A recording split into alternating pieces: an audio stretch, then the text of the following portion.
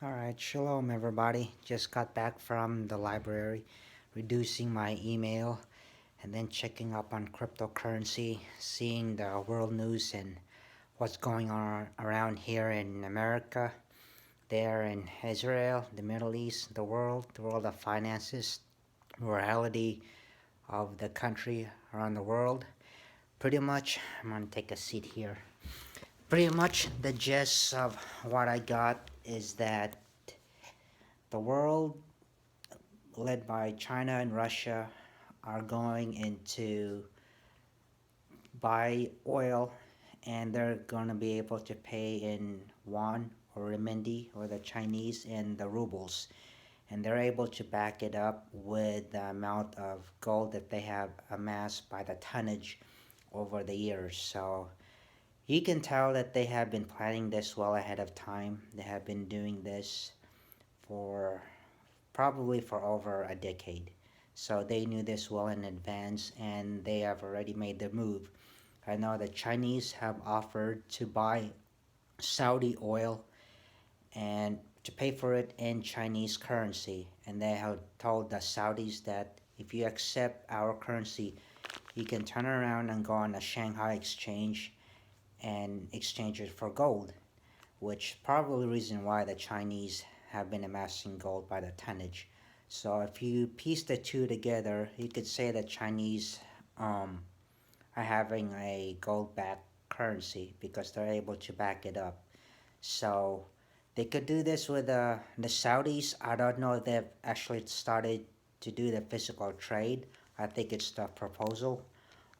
If this is my take, if they have already started it, or once they start doing this, the Middle East will see that, hey, the Saudis are selling their oil and the Chinese are getting their oil and they're using their own currency, the Chinese yuan or renminbi. Why can't we do the same thing?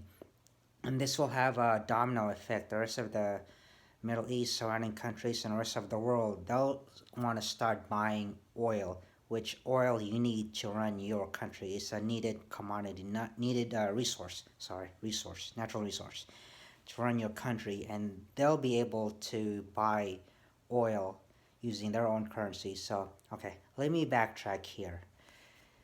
The rule the Saudis have with the United States is that the Saudis, which is famous for having a tremendous amount of oil, they have agreed to sell the Saudi oil, accepting only the US dollar for payment, hence why it's called the petrodollar.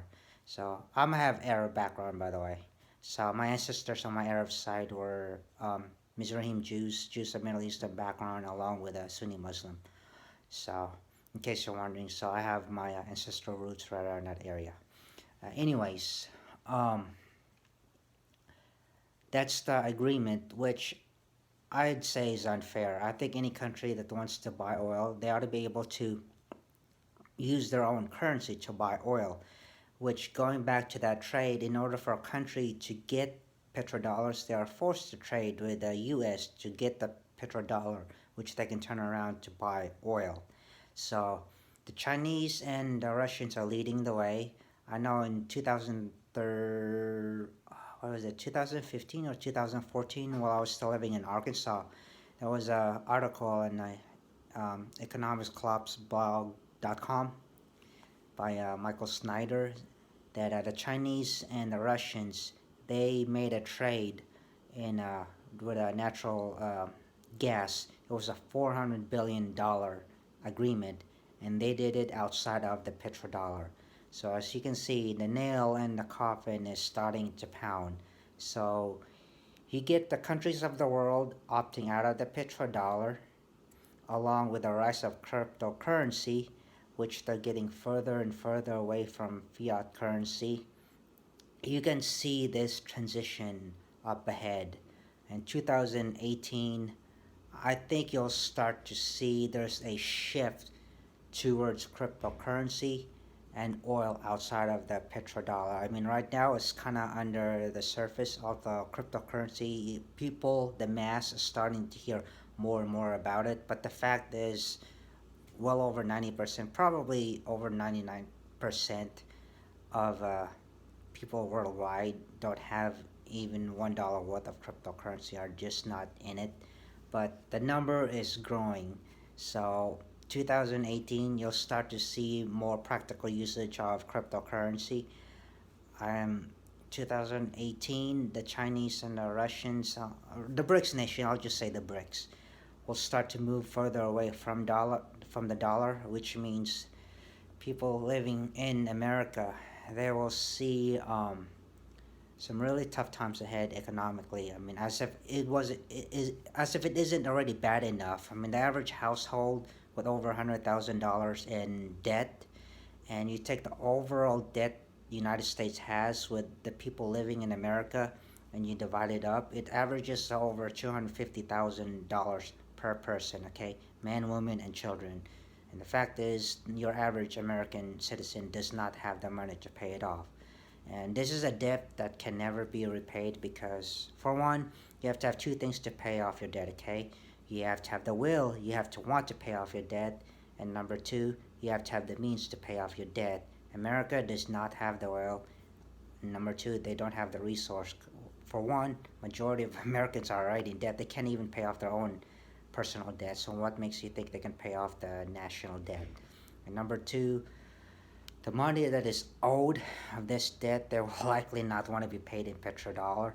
I know if they owed me, I'd rather take a cryptocurrency or gold and or silver. I'd rather take those over the petrodollar because the value of those will rise up, whereas the value of the petrodollar historically has gone down. So why have fiat currency when you can have gold or silver or cryptocurrency? So what does this mean? More than ever, I think you need to have trust in God that He will have a way out for you. God has He's got the ultimate plan, a plan that's better than you and I. He knows the end results. He can get you out of it, but you have an option. You can either choose to go your own way or you can choose to follow God's way, okay? My prayer for you is to choose God's way.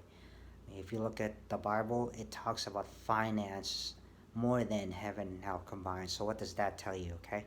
I mean, the God of Abraham, Isaac, and Yaakov worked for 6 days, and then the Shabbat, He rested on the seventh day. Likewise, we should do the same. We should be productive, and in the Sabbath day, have it your day of rest, okay? So, Shalom, Lahidriot. Thank you for watching my video. I hope you produce more like it. And, oh, hey, today I got some gold. I just received it in the mail. So, let's take a look. See if I can switch this. Anyways, let me get my knife. Here it is. Oh. Let's see. Okay. There it is.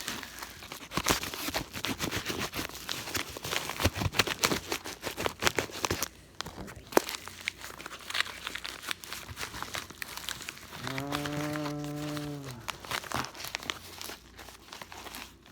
Voila. Let's see what do we have here. Oh, nice. They have a little bit of the package here. Oh, cool. Here it is. I got some half a gram of Istanbul Gold Republic IGR. I've been buying this. I like it. I like this hologram. Oh, I'm sorry. You're not able to see it. It's half a gram of pure, well, 999.9 fine gold. Istanbul IGR. There's the back and there's the front. I like that design. It's a mirrored couple.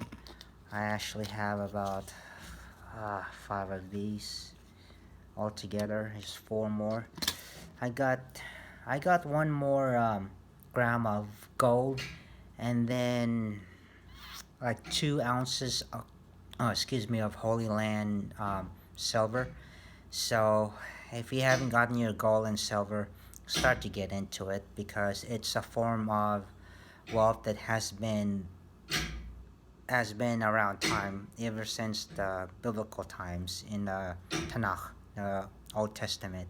So it's got a far better history than fiat paper currency, and of course, cryptocurrency is new. All right. So thank you guys. Thank you for listening to my YouTube, and shalom.